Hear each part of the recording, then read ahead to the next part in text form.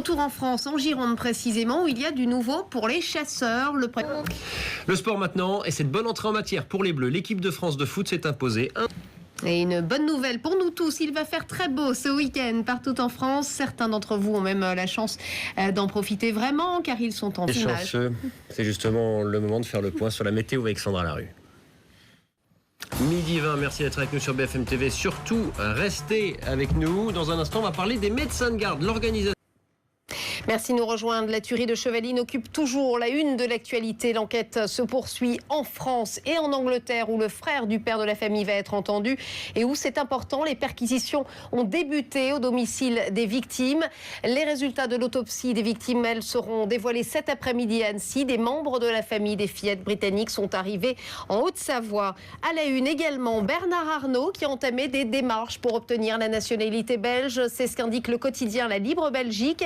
Le milliardaire vient tout juste de démentir l'exil fiscal, mais confirme bien avoir demandé la double nationalité. Bernard Arnault est la première fortune de France et d'Europe et quatrième fortune mondiale. Il dispose déjà d'un domicile en Belgique. Frédéric, avec vous, on va parler de la nouvelle organisation de la médecine de garde. Une nouvelle organisation.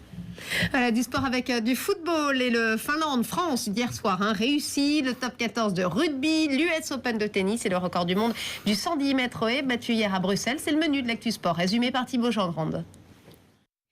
12h30, soyez les bienvenus si vous nous rejoignez. Bon appétit si vous êtes à table. Voici les titres. Les résultats de l'autopsie des victimes de la tuerie de Chevaline seront dévoilés cet après-midi à Annecy. En attendant...